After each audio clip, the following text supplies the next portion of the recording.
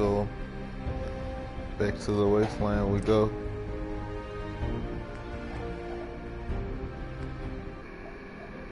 Let's see, what did I do last time?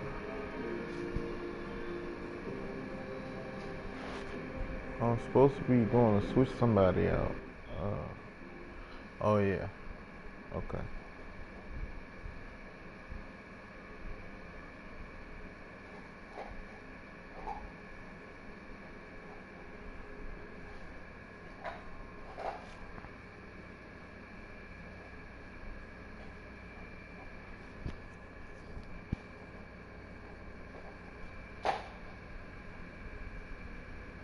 I think I still got my pipe gun.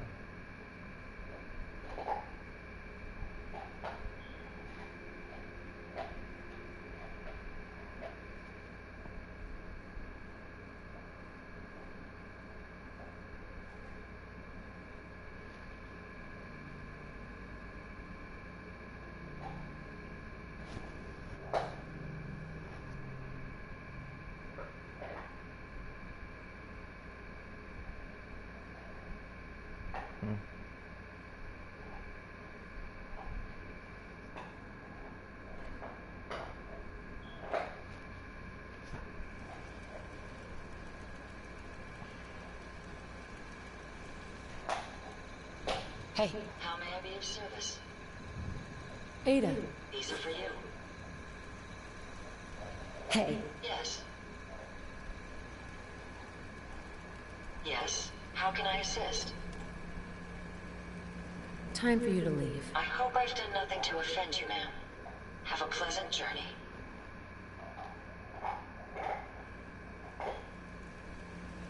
Hey, Ada. Would you like me to go with you? I just want to trade a few things. Of course.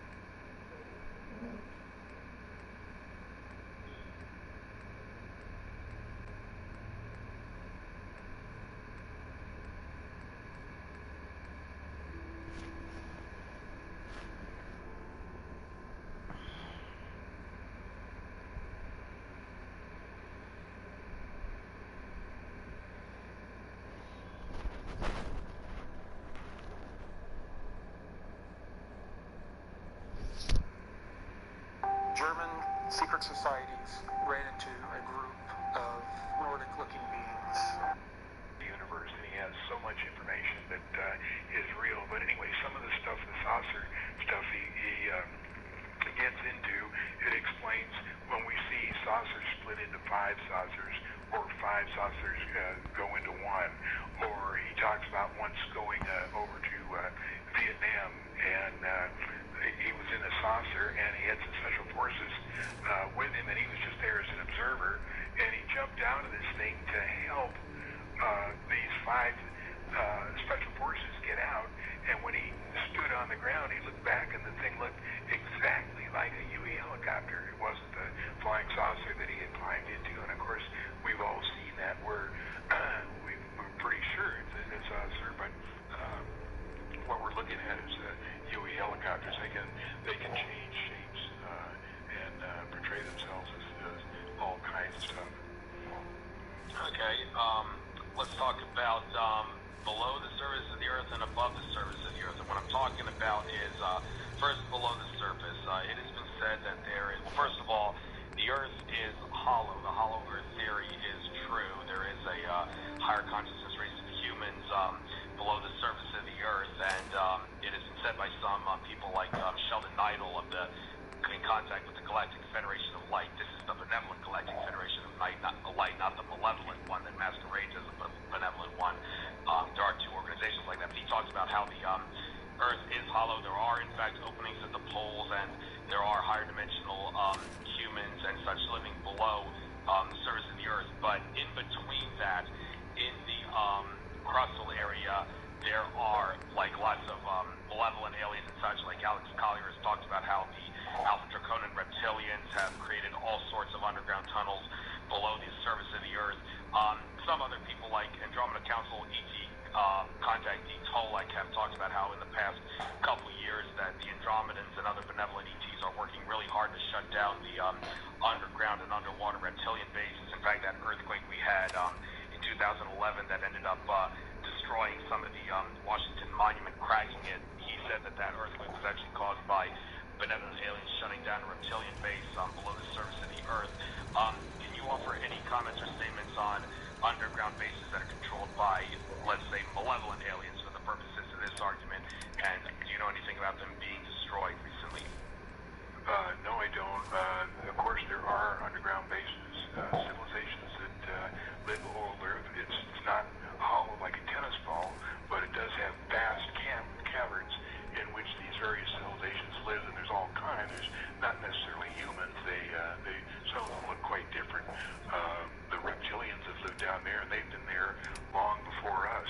And there's 2 types of reptilians. The reptilians, some of them look identical to us. The only difference is they have an inner eyelid, and a friend of mine worked in a laboratory once with a reptilian, and every time that he would blink his inner eyelid, that was the only thing that he could tell difference with the reptilians. But yes, they have all kinds of different underground civilizations. Okay, and let's talk about above the surface of the Earth. Now, I did mention this during the news segment before letting you on about how at least half of the New World Order factions actually do not want to depopulate the Earth. They would actually prefer to microchip humanity so they could take away the free will of humanity, or more specifically, change the free will of humanity to make us use our free will in strictly malevolent purposes. And the whole idea behind that is because the Alpha Draconan reptilians are a galactic warrior race of sorts. They want to turn humanity into a cosmic war machine to further their galactic empire. And as I said, the microchip global population is directly connected with this. Do you by any chance know anything about this whole thing about turning humanity into a cosmic war machine? No, that's not going to happen. Well, it can't happen. Like pardon? Well, it's not going to happen, but that's what they want to do. And I'm asking, have you found anything in research that confirms, yeah, that is what the Draconan reptilians and other malevolent ET races do want to do, even though they can't actually succeed? Yeah, okay,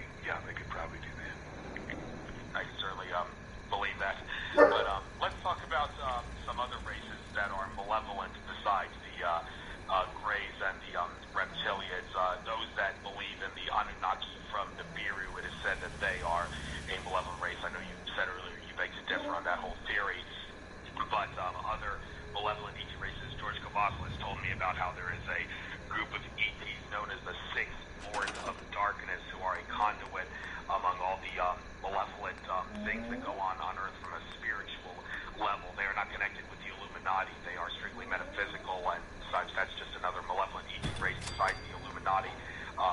But can you talk about other malevolent ET races that Be are quiet. either gray or reptilian that you have researched in your research? Only to the extent that we have no idea how bad monsters can really be. If we think of the monster in Alien, they're 100 times worse than that. And so, you know, they're out there, but the chances are we won't run into them now. Lou Baldwin talks about some of the monsters that live on Earth, and Vietnam apparently was a place where they lived or accumulated, and they were moth-type men about 7 feet high, and they could fly, and they were almost identical to what we see as the Mothman, or call the Mothman. And he said they tried to get, they were sent from Okinawa, where they were stationed, over to try and eliminate him, but every time they went there, they, for some reason, they couldn't do it. But he did say that he was physically attacked once, and the thing started nibbling on his neck, but somehow he got away, and that was all there was to that. But there are some pretty bad aliens out there. Not just grays and reptilians, indeed. Well, not all Pleiadians are benevolent. That's something people like Rosecrest. It's not all hunky-dory out there, to quote George Sucos from an Ancient Aliens episode. It's a yin-yang type of thing. But another thing I want to discuss, by the way, we've got about a little over 20 minutes. I want to talk about the NSA for a moment. It used to stand for No Such Agency, but now it doesn't. Well, there were whistleblowers even before Edward Snowden. And by the way, Edward Snowden is not a double agent. Andrew Bart says the Akashic Records reader confirms that, and so did some woman who can analyze voices to test sincerity in people. She said that Snowden is strictly from a voice perspective, telling the truth and cares about humanity, so he ain't no double agent. Get that out of your head, people. But I want to talk about the NSA for a moment, because Alex Collier, in one of his talks in, I think this is 1995 or 96, he was talking about how the NSA, a lot of the technology behind that was alien technology, and he has talked about how the NSA does have bases on the moon, and Alfred Weber of Exopolitics TV talks about how the NSA does have the ability to track and monitor people through our light emissions. We all have our own unique light emission from our body, just like we have our unique fingerprint. We can't see it because it's outside visible light, but it is there. And the NSA, with the use of technology like the Gwen Towers, have the ability to monitor us with our light emissions and such. And Collier, I believe, did say that it is the Orion Grays on the malevolent alien hierarchy that, for the most part, have most of the control of the NSA. What can you tell us about your research involving the NSA? Then, here, I don't know too much other than what Snowden has said. As far as bases on the moon, you know, every time I hear that bases on the moon, I think, you know, all these pictures I've got, there's cities all over the place. What are we going to do? Set up a base on Main Street and Central on one of these cities? Or are we just going to pick a cotton field or where they grow crops and set up a base there? Or what's the deal? It's...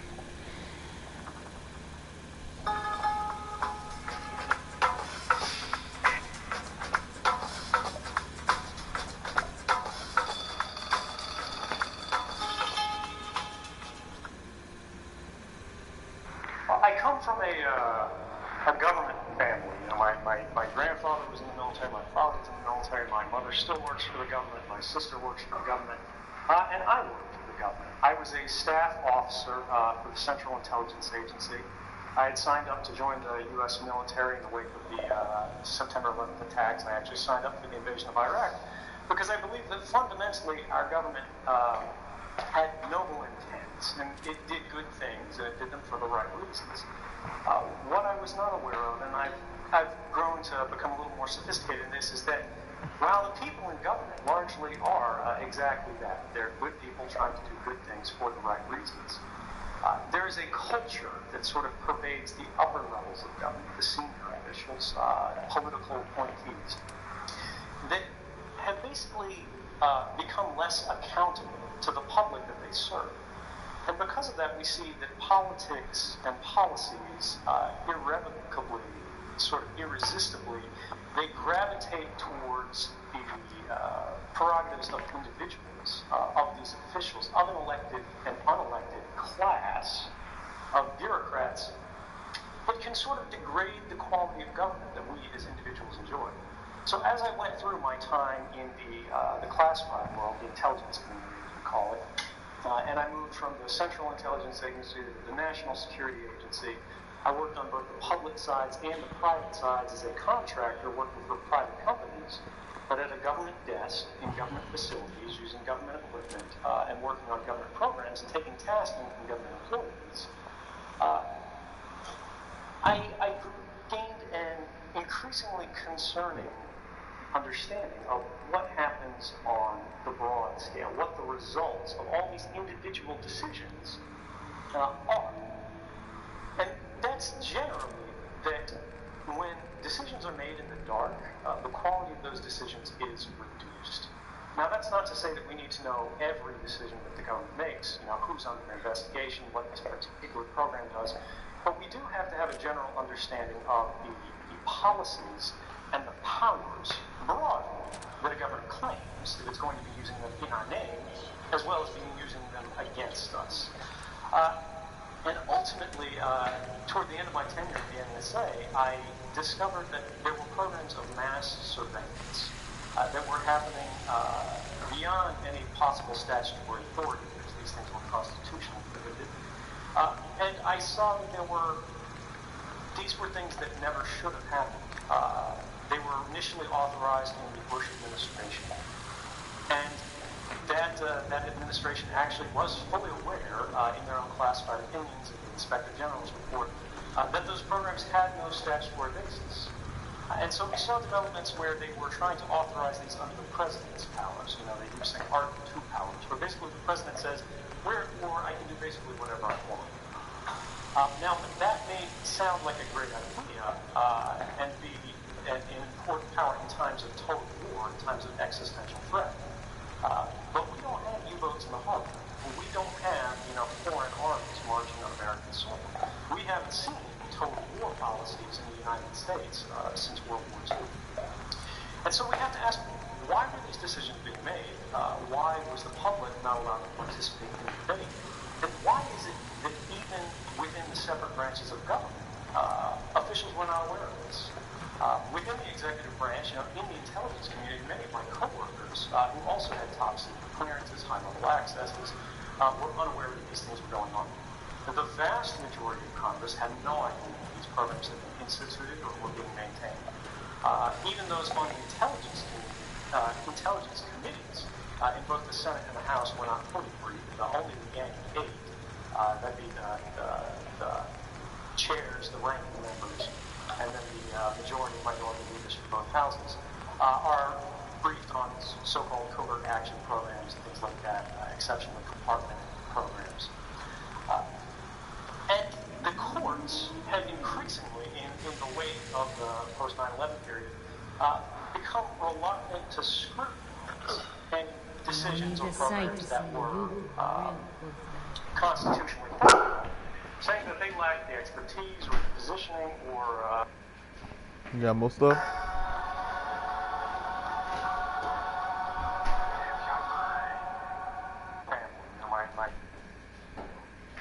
Hello, you got more stuff? No, no, man.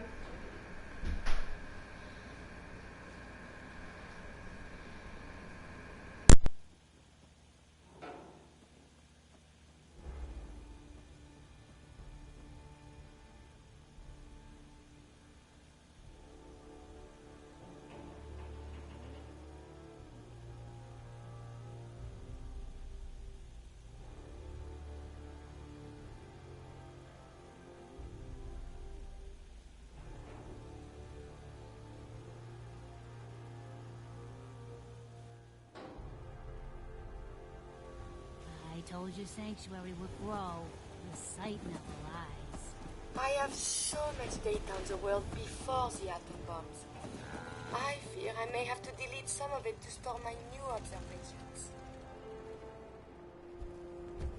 Strong protect you. Humans say, got your back.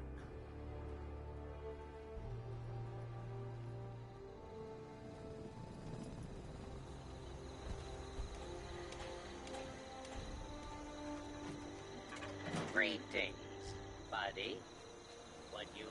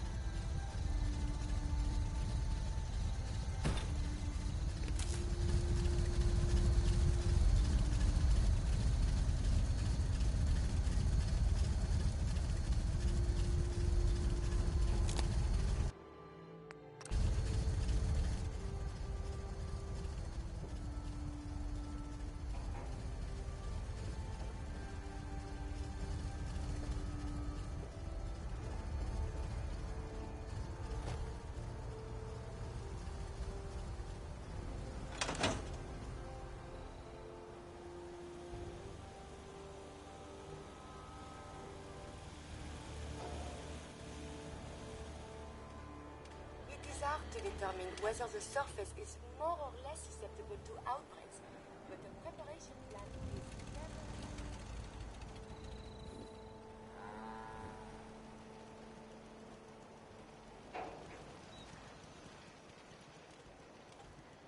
A pleasure to...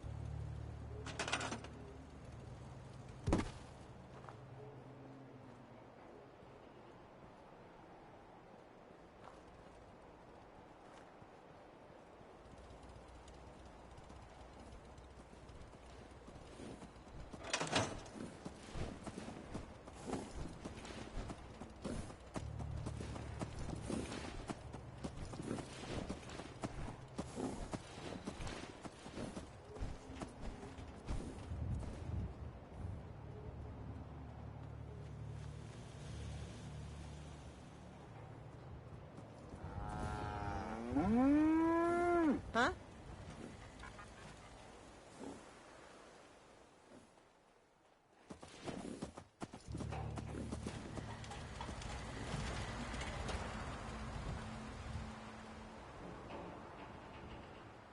Please, let me see and scan as many indigenous life forms as possible.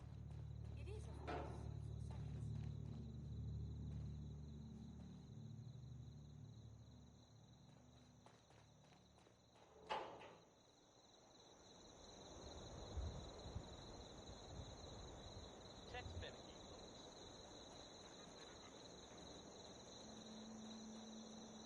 must find the men of science and institutes of learning.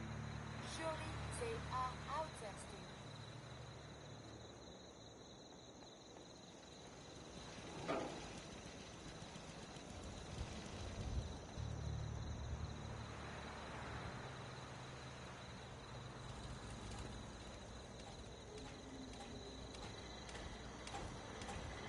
I wonder if the data I'm collecting will serve any purpose.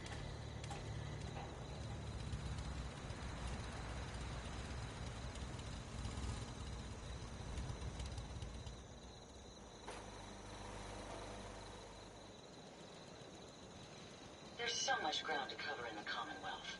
Where should we go next?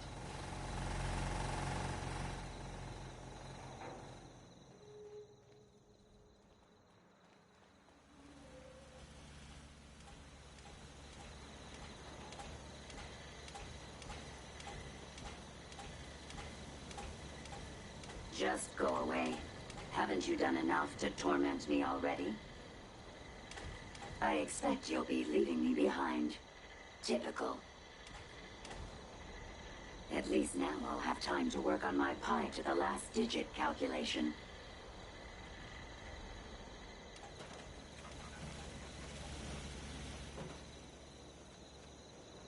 I wonder how long my systems will endure these rugged conditions.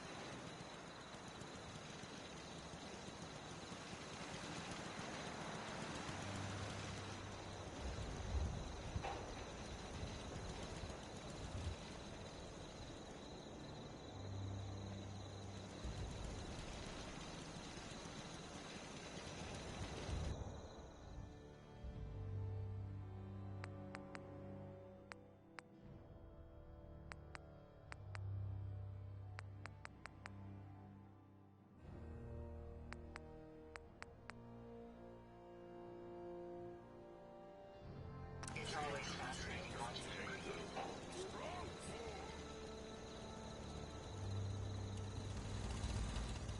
Oh, my systems are eager to absorb new data.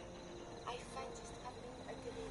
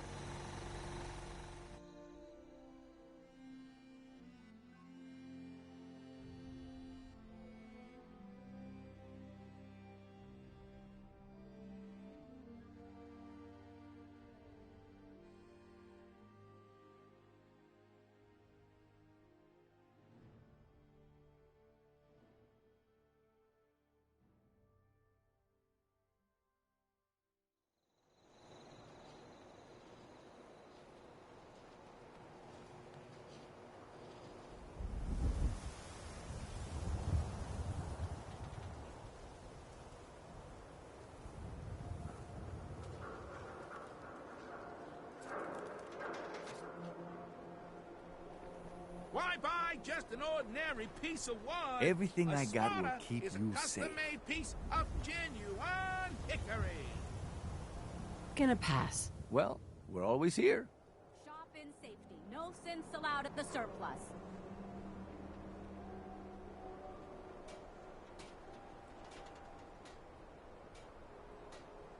Need some custom hardware? Myrna, We got a free you again. workbench for All right, your got plenty of modifications. supplies. Scopes, clip size. let's see what you have. Everything you need.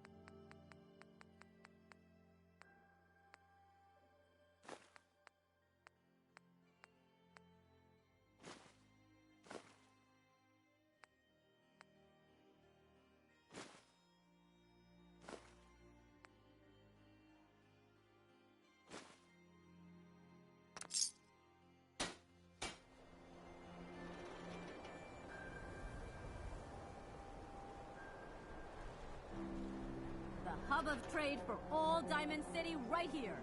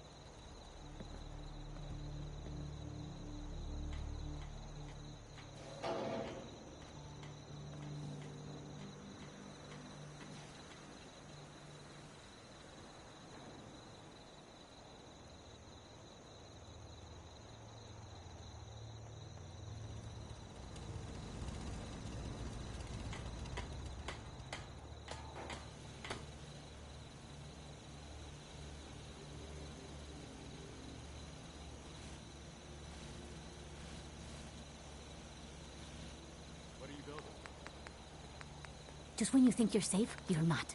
That's how they always get you.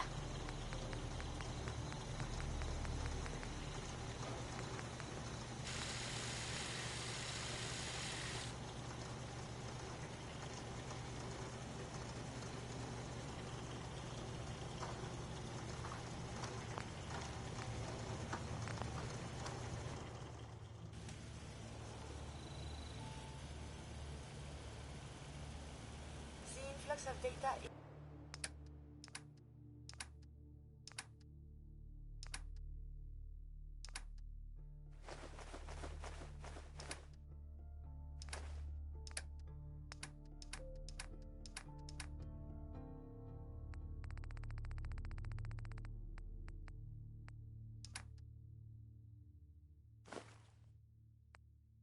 is hard to process. Apologies if sometimes I make little sense. I will work on this.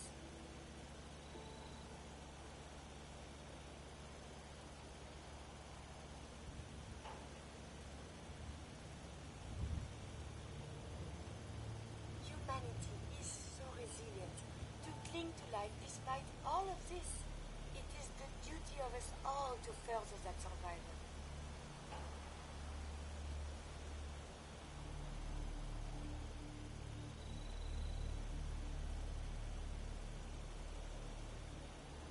Despite the changes below, the constellations still shine bright.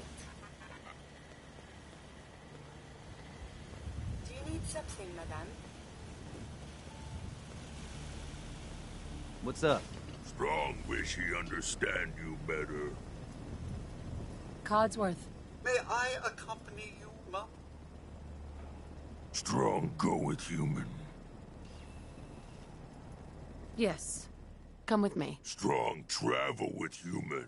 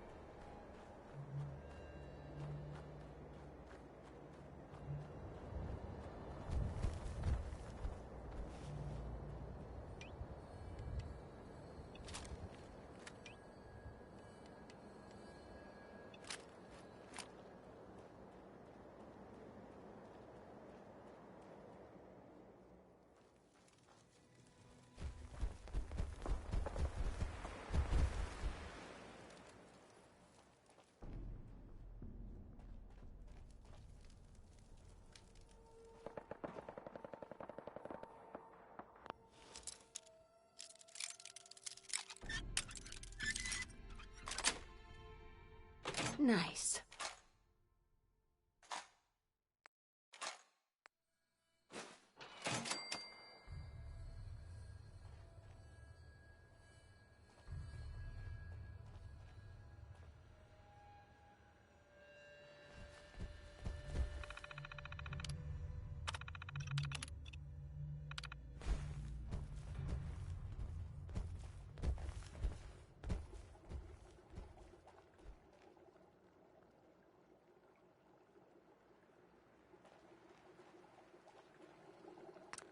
Why fix?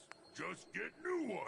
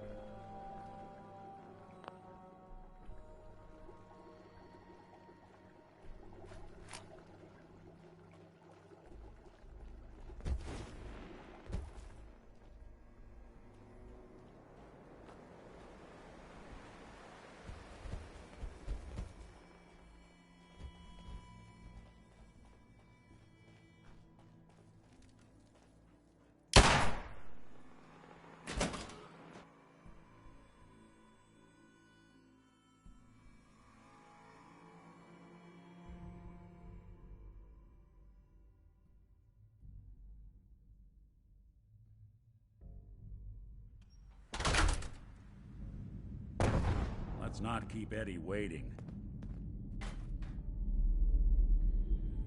Hey, can't wait to see the look on what's left of Eddie's face. What?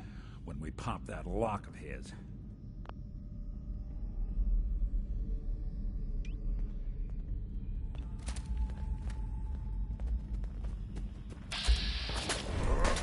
What's it?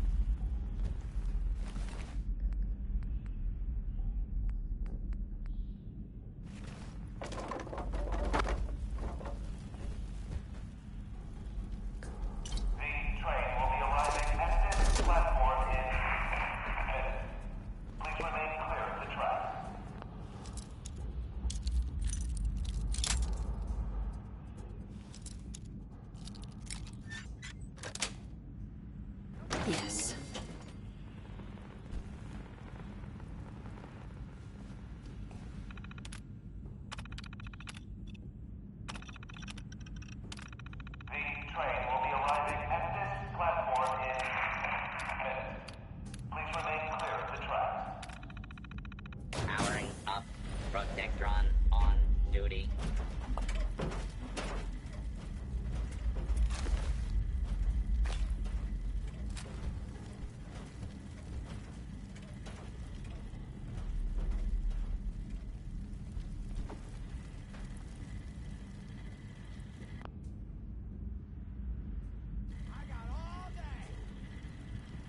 Something out there. Stronger. Must be gone.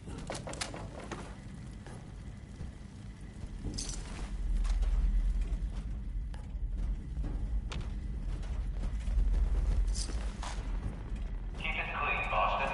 Please dispose of food waste in the marked receptacles.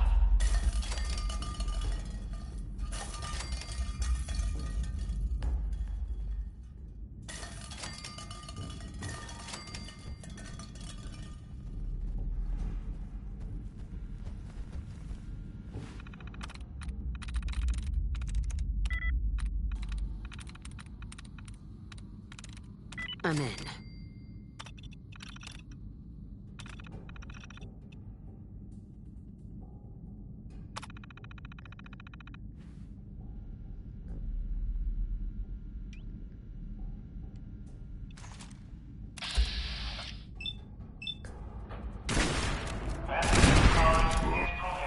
Good fight.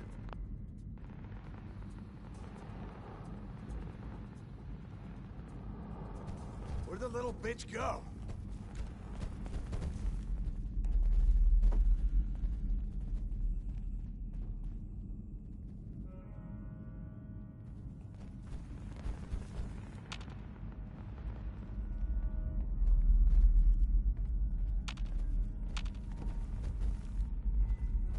Glance it.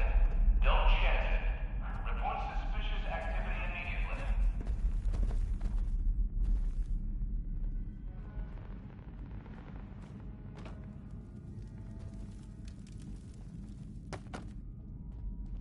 Yeah, what a little bitch.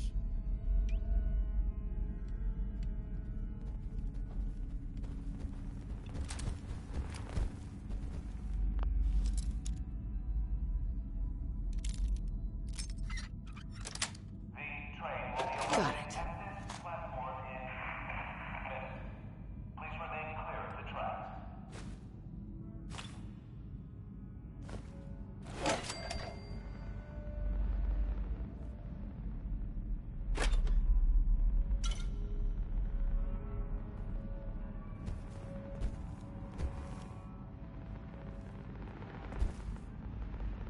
Glance it.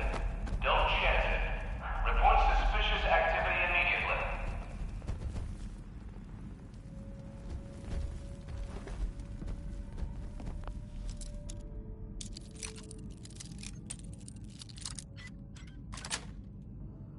That's it.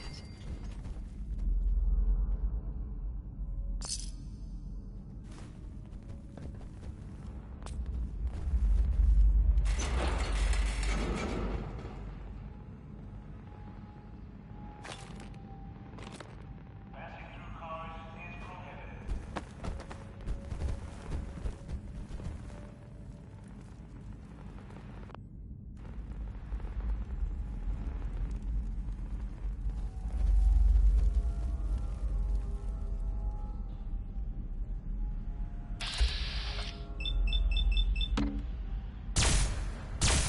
Keep it clean, Boston. Please dispose of food waste in the marked receptacles.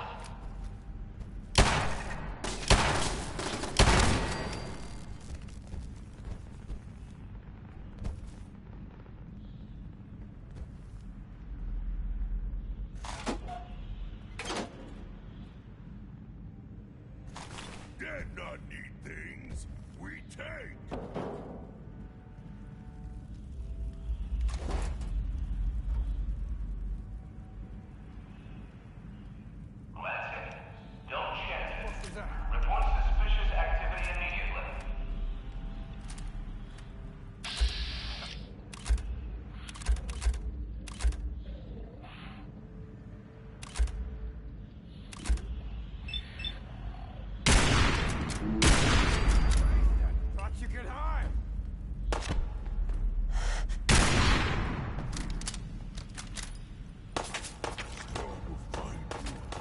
smash you dead! Approach and yourself. Law-abiding citizen. Keep it clean, Boston. No fight Dispose of today. food waste in the marked receptacles.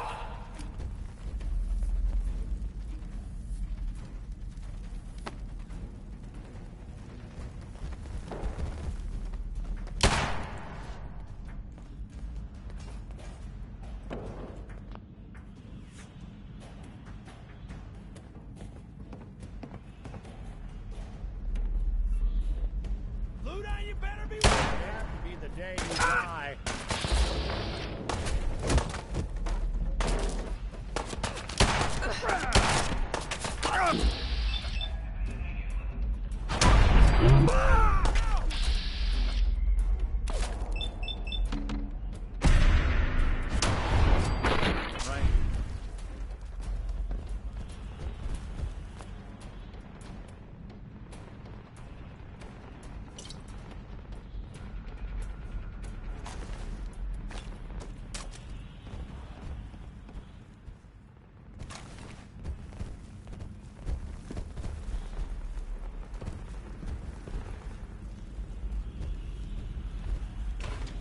So long as you're carrying it.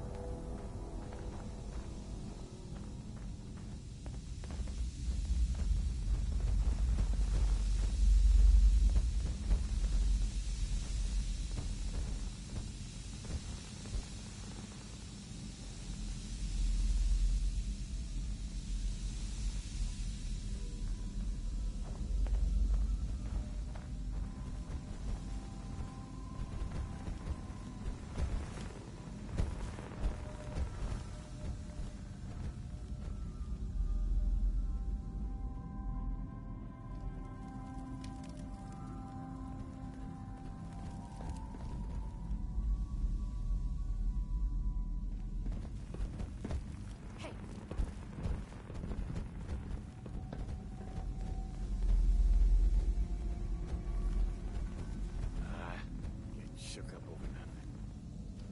That filthy toad's right on the other side of that door. Why don't you do the honor? Sure. 19537284006. The fuck? Who the fuck are you? Who the fuck am I? Who the fuck are you? I'm Eddie Winter, and you're in my bunker. Just how the fuck did you get... No. No way. Not after all this time. Don't tell me you actually cracked my code. In the holotapes? Well, hey. It's only been, what? 200 years? Well, look. I'm not sure what you thought you'd find. Gold, jewels, the secrets of the universe. But you get me. One guy. A ghoul, I guess you'd call me. Just living, surviving, and what I got, you can't have. That code? It was a joke. I just wanted to prove how dumb those feds were. Turns out, pretty dumb. So take your asses someplace else. I'm not going anywhere until I get what I came for. Yeah? And what's that? And who are you, huh? You look kind of familiar. Yeah. But what are you, some kind of robot? Is that what it's like out there now? A world of robot overlords? I knew it. The name's Valentine. Nick Valentine. Remember me? Valentine? The cop? Is that who you're supposed to be? Sorry, pal, but you ain't Nick Valentine. You're just some kind of, machine. You killed my fiancée, Jennifer Lance. There's some crimes even you can't get away with, Winter. Your fiancée? You mean Valentine's fiancée? Pretty girl. A shame what happened to her. But hey, you? Or, you know, the real Valentine? He should have backed off when he had the chance. But what gives, Robot Man? Why do you even care? Some girl gets whacked 200 years ago, and you come into my home acting like a hard guy? Christ, look at you. You're not even alive. Then I guess I'm in good company. Welcome to your last nest.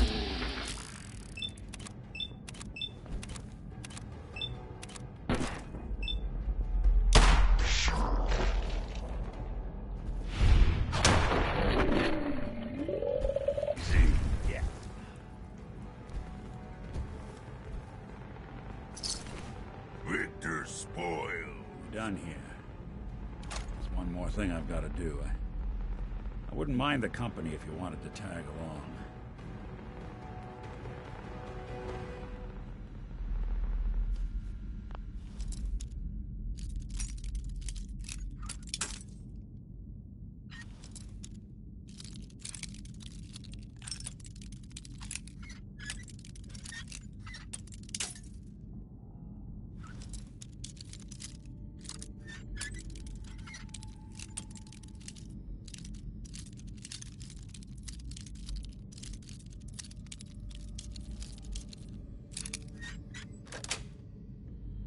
Sweet.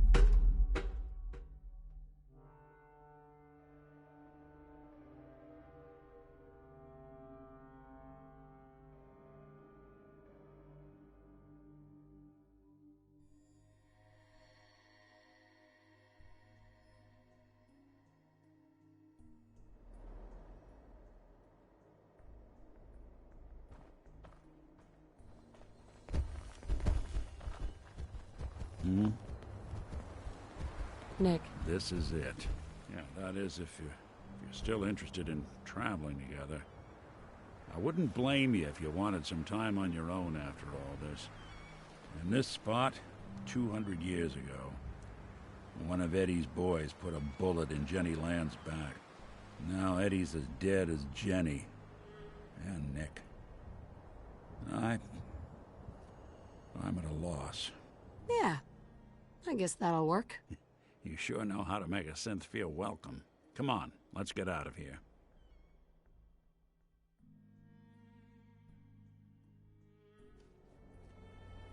All I know is that without you, Eddie'd still be at large. Taking down Winter was a big deal. Are you doing all right? I don't know. It's a lot to take in. Winter was it. The only reminder left of the original Nick Valentine. The last proof, outside of some long-lost Institute archive, I was ever just a mechanical copy of some cop from a bygone era. I'm not sure how to feel. What were you expecting? I just thought this would fix things, but it's not that easy. Because I was Nick Valentine. I had his memories, his fears, all that poor bastard's hope. I remember getting the call to head to some lab in Cambridge to get that neurotrans whatever. And the next thing I know, I'm in a trash heap. My family, my home, my entire life gone. Then I discover all those things that they weren't even mine. Everything I ever was belonged to Nick.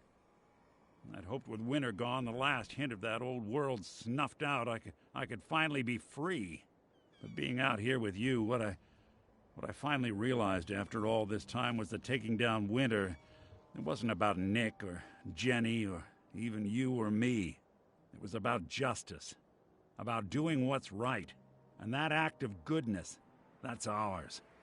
All the good we've done, that's ours, and ours alone. And even if that's the only thing in this world that I can ever claim as mine, not Nick's, not the Institute's, but mine, then I can die happy. And none of it would have ever happened if it weren't for you. I'm not sure I'll ever be able to thank you for that. So now that Winter's gone, what's next? My plan was to keep things going as is. I hope yours is the same.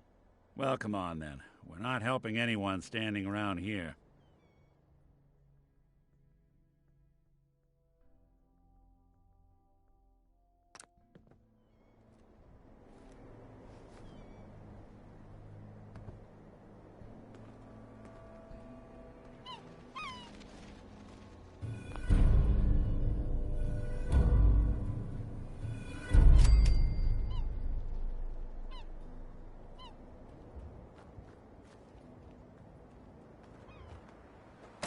The detective's life isn't an easy one, but it rarely lacks for excitement.